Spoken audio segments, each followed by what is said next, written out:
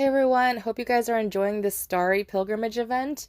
I just want to say if you can support my friend Xerxes Lair with Aptoid, he has been waiting a year for this code. So it's a 7-day code, and I know he's against a lot of other amazing VIP people, so obviously use all of your friends out there. I can't tell you enough how many great people there are. If you are in my Discord channel, just know that I will share your codes in my Discord channel, so please make sure you join if you want me to share. I wanted to dive into these cards because some people are a little confused on it still, and I understand it's a confusing thing if you're just starting to look at it. Most people didn't care about the card games for a very long time until Evony changed it up and started adding all those tiered bonuses, which is very smart of them.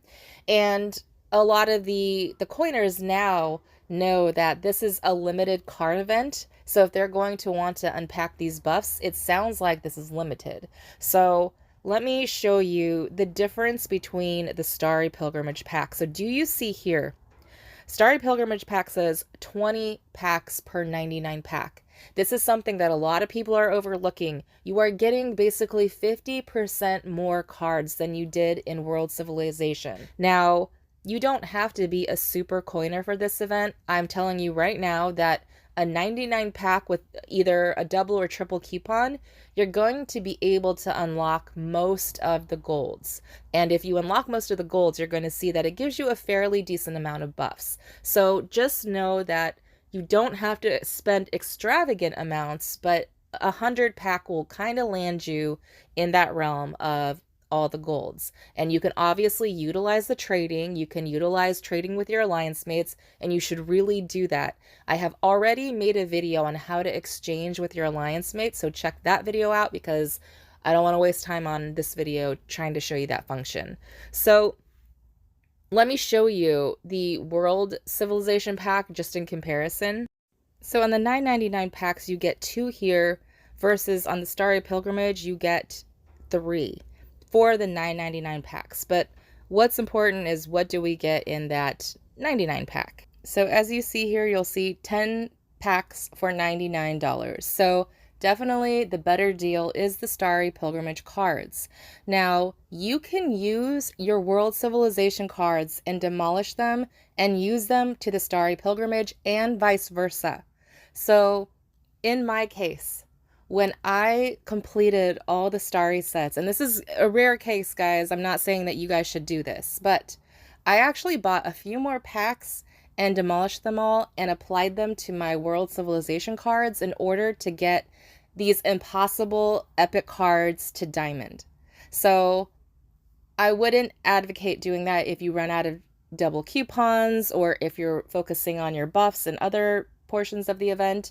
I definitely recommend, getting Hermes and other types of things, the champion before you get, into these cards. But once you're into these cards, you can utilize all of those fragments to update your world civilization. So putting that little tip out there, but again, this is only for the people who maxed out their diamonds.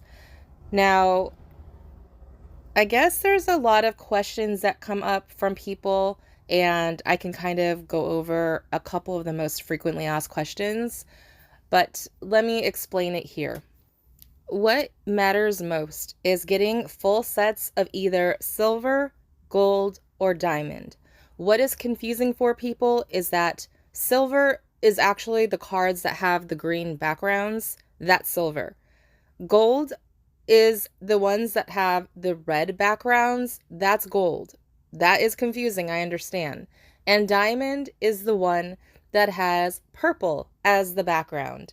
That is diamond. So just to confuse you more, because Evony likes to do that, they introduced the rarities, which it shows epic as being gold, which is not gold on the card. It's orange. If you look at the top left corner, that is your rarity.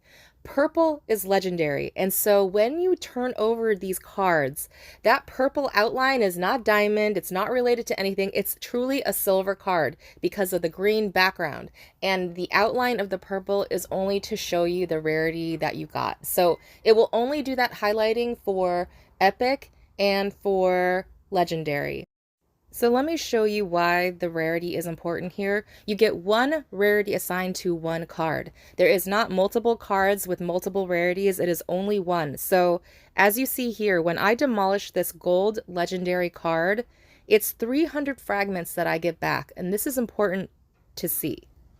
If I take another legendary card and it's a silver card and I demolish it, I get 100 back. Why is this important? It's important for you to keep track of your cards, because if you accidentally compose something gold that you already have gold or diamond, you've now wasted all of those fragments, because one gold is 300, but to make one gold, it cost 100 times 10. So that was 1,000 fragments. So you actually missed out on 700 fragments if you make that mistake. The other thing is I'm showing you guys here, this is the most commonly asked question, is can you compose your golds? No, you can't. So please do not waste your money and time composing multiple golds, because number one, it does not give you back a better return, and number two, it does not help you get a diamond card. So those are kind of the most frequently asked questions that I get, and wanting to explain here that card tracking is important. So if you saw some of my last videos, you saw that I have this little tracker here of what is gold, what I can demolish, and I can go through this very, very fast. But before I was demolishing to 0, but when you're thinking about exchanging, I keep one of each. But as you know, if you're really trying to get a one-up on your Starry event, I dipped into my World Civilization cards. I was demolishing the epics and the legendaries that I normally wouldn't, but because I wanted to get these to diamond and that was my goal, that is why I did it. But please only do that if it makes sense for your game. I think the last thing, it's easy to track these things to demolish by sorting it by either your material or your rarities or your culture. So the filter system is actually really good on this, surprisingly. All of this stuff on here is bad except for their filtering system. And look, if I was going to do this game, I would have made the silver cards with a silver gray background, the gold cards with a gold yellow background, and the diamond cards a white background, right? A translucent white background. Then that would make sense for people when they see the cards, that they get it. Those are the materials. Then for the rarities, I would have made the epic and the key orange, and the legendary could stay purple because there would be no like other purple materials out there. So if I was making this to be more streamlined and make more sense for you, that's what I would do. The other thing is just making it very clear that each card only has one rarity. Only one rarity assigned, and I think that clears up a lot of the confusion as well. Let's show you in real time me getting this last diamond purple card. I can't even tell you how many times I failed and got golds every single time. And it was so exciting. I was so happy. It brought me so much joy. And I know it's stupid because it's just a card game. It's just something digital. But truly, we play these games because there's some sort of joy it brings us. And a lot of people probably are like, well, why did you waste your money on this? Why didn't you waste your money on event packs or getting the red historic sub? And I'm going to tell you right now. I'll tell you right now. Many people in this game cannot max something on Evony, okay? Usually these are like reserved for whales, but this, I was able to max out and not be a whale. And I felt a sense of completion and satisfaction in being able to do that. But on top of that, I got all of these buffs included in it because Evony expanded the buff range on this. I also knew that we would be taking advantage of the extra drops because they're giving us 50% more cards in the packs. And I also knew that this is a limited event. Now, I'm sorry I didn't do this card video earlier, but I keep getting asked these same questions over and over from people. So I thought, you know what, I'll just do a video, put it out. If people, can utilize it before the end of the event, great. If not, great. But I'm just doing this as a favor because people in my alliance and people in my community Discord were asking. So that's why I made this. But in terms of why I wasted my money on this, those are all of the reasons. And I think they're all valid. And I think that just in general, do what you enjoy and what makes you happy. You can't sit there and worry about like what how others think you should play. And I get it. I welcome every feedback of how to spend more efficiently, what would be a better way to spend, what would be a better way to coin, but that's not my number one goal in Evony, right? My number one goal in Evony is to number one, enjoy it as a game and a game only. It's not a substitute of my life. It's not something that I'm going to go broke over because it's not my life. And it's something that brings me an enhanced joy to my real life. And so I'm not going to have somebody else tell me how I should spend my own money or what I should spend on unless I am open to that feedback. And I get this a lot. Why didn't you, wait until historic city and all that kind of stuff? Number one, I already have all red subs. Number two, most of the time, I don't want those subs. I only really look for a siege sub. Number three, I do not enjoy competing with other people spending to get something. It brings me no joy. It actually brings animosity out of me because why should I feel like I have to spend in order to get something compared to somebody else? Why can't I just spend something like on this card game where I'm not competing against anybody? I'm just, playing the card game and using my own strategy and getting to, the top there based off of my own mind. I don't have to worry about spending and competing and feeling like I have to spend more when that is not my range. I will say that I see this happen just in general on Evony, and this is why you see a lot of big whales quit. This is why you see a lot of people come from other servers not be content when they come to a more competitive server. So people that are more alpha and dominant from a server that doesn't have a lot of players or coiners will be very shocked when they go to a very competitive server and you have people that have the same knowledge as you but have so much more coin level. And so when you're not used to being in that placement of the hierarchy, that can be very distressing for people. And when that happens on the game in general, people can become little fingers, people can manipulate people can cause dissension so that their castle gets pushed before other people. And I think for me, this is where I will only be very vocal on is when I feel like there is an injustice happening or someone is constantly coming after me. And I know why people come after me is because I am a blocker to them manipulating people. And I have been playing mobile games for 9 years, so I have seen it all. So when I see people that are, scoring like 11th or 12th, and then they're getting better subs, they're getting RSS pushes, they're getting, their wings pushed. There's something shady going on that should not be happening when the people from top 1 through 10 are like feeling like they're not appreciated and not getting anything. And, it makes more sense that if somebody is 43 and on the cusp of 44, it makes more sense to push that person to 44 before you would ever push somebody from 40 to 41. So there's just a lot of stuff that, like, if that happens, I'm very vocal about. I don't like injustices, but I have seen, these are a couple of examples that I have seen in my mobile gaming world. One guy pretended that his family died and opened up a GoFundMe, and everybody was donating to his GoFundMe, and he used it on his castle. And then it came out that, he was active and his wife and his kids were active on Facebook. And so that was a lie. I have seen catfishes that were really men, use like fake pictures and fake nudes and all that kind of stuff and pretended that they were women in order to get their castles spent on. And I have seen that happen and people did not find out until a year later. It's really sad because, people's emotions are invested into that trickery.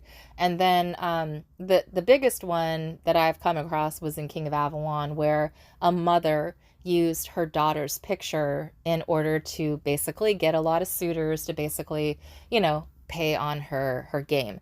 And I truly think that a lot of these people and there's actually another one where in Guns of Glory where there was a woman who, was a single mom, but she was like doing cocaine and asking for food for her baby.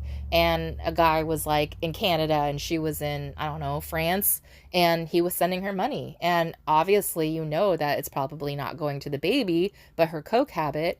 And just you see these kinds of things happen, but it tears apart the alliance when people see favoritism or people see like something doesn't add up, why somebody else is getting this when they're, spending this much money. It doesn't make sense for the alliance. And so I truly think that the best thing that people can do is have your top players who don't have anything to gain.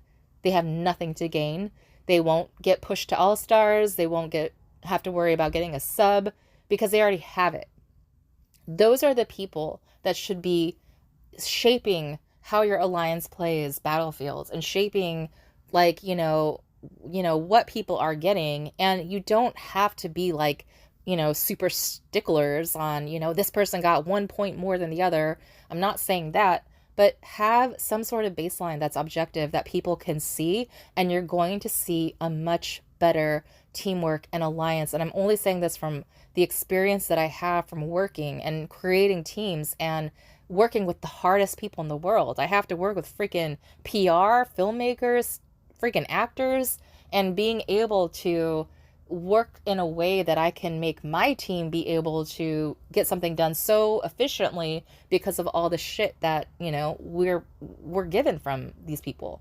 So in general, there's just two things. Either change your environment or change your mindset. And so you'll see here, I'm at top 13.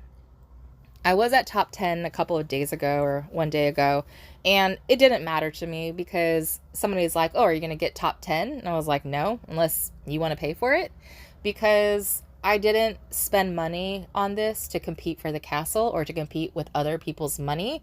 I spent on this because I wanted to win the card game. I spent because I wanted the avatar with Artemis. I wanted the Hermes assistant, and I wanted the champion. So of course I was going to be spending money to get all those things because they were new things. But it goes against my principle to have to spend money on packs that don't have double coupons, don't have triple coupons.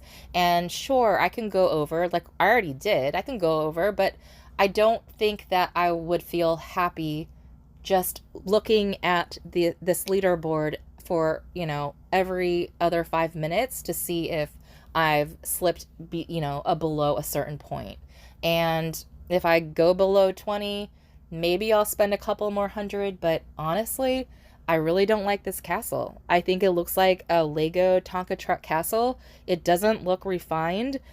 I truly think that Cake 10 castles look better, and I think that it should be a much better design for the cost of the castle.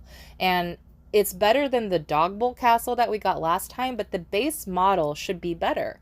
The base model should look between Cake 10 and All Stars, and it just doesn't. It just looks like Lego freaking Minecraft Tonka truck blocks. Yeah, I hate it. So anyways, I hope you guys learned something from this Baby Bear TED Talk and enjoy the rest of this event. Hope you learned something. Talk soon.